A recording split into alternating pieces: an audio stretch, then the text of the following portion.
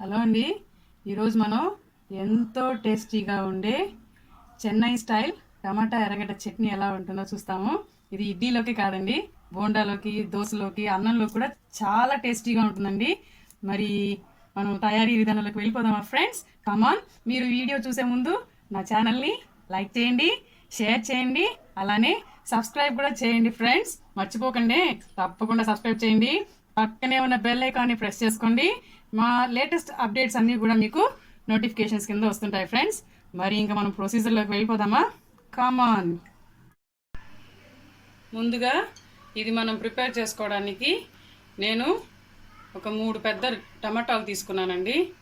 Next చిన్న చిన్న ఎర్రగడ్డలు ఒక 8 తీసుకున్నాను, కట్ చేసుకొని 10 to 15 ఎండుమిరపకాయలు తీసుకున్నానండి. మీరు కావాలంటే పచ్చిమిరపకాయలు, ఎండుమిరపకాయలు రెండు మిక్స్ చేసి తీసుకోవచ్చు. నెక్స్ట్ ఒక 3 స్పూన్స్ ధనియాలు తీసుకున్నాను, కొద్దిగా చింతపండు అండ్ కొబ్బరి తీసుకున్నానండి. ఒక 1/4 చిప్ప కొబ్బరి చిప్ప తీసుకున్నానండి, ముక్కలుగా కట్ చేసుకొని. ఇప్పుడు కడాయిలో కొంచెం ఆయిల్ హీట్ చేసుకున్నానండి, నూనె వేడి చేసుకొని దాంట్లో నేను కొద్దిగా ఆవాలు వేసుకుంటున్నాను. ఆవాల తర్వాత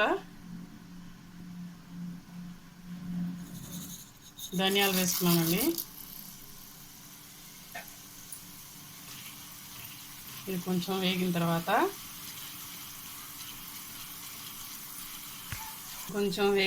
అండి ఇప్పుడు మనం ఇందులోనే ఎండుమిరపకాయలు వేసుకున్నాము.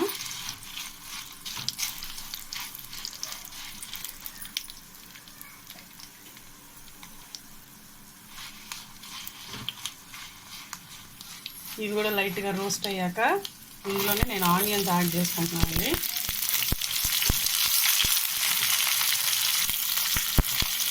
ఆనియన్స్ వేసుకున్న తర్వాత ఇందులో కొంచెం పసుపు,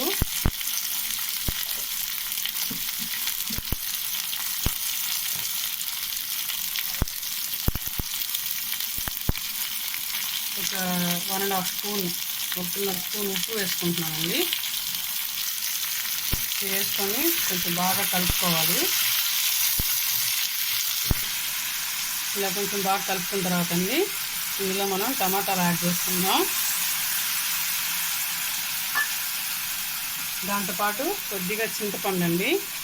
మీకు డౌట్ రావచ్చు, టమాటాలు వేస్తున్నారు కదా మళ్ళీ చింతపండు ఎందుకు అని చెప్పనేసి అని. నేను 3 టమాటాలు తీసుకున్నానండి. కొంచెం ఎక్కువ రోజులు నిల్వ ఉండాలంటే మనం చింతపండు కూడా యాడ్ చేసుకుంటే కొంచెం ఎక్కువ రోజులు నిల్వ ఉంటుంది. సో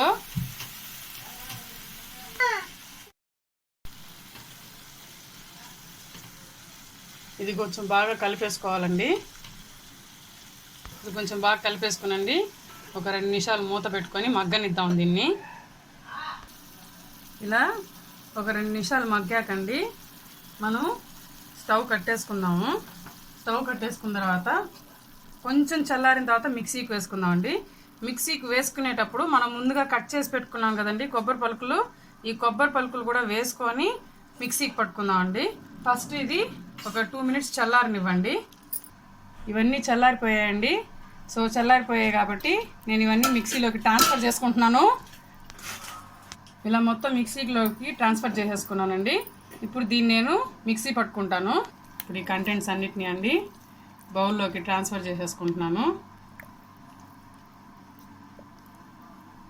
సో ఎంతో టేస్టీగా ఉండే టమాటా ఎర్రగడ్డ మెడ్రాస్ స్టైల్ చట్నీ అండి. ఇది సూపర్గా ఉంటుంది. చూసారు కదండి, ఎంతో టేస్టీగా ఉండే చెన్నై స్టైల్ టమాటా ఎర్రగడ్డ చట్నీ అండి. ఇది చాలా బాగుంటుందండి. ట్రై చేయండి, మీరు కూడా ట్రై చేసి దీన్ని నాకు కామెంట్ సెక్షన్లో ఎలా ఉందో చెప్పండి ఫ్రెండ్స్. ఓకేనా మరి? బాయ్.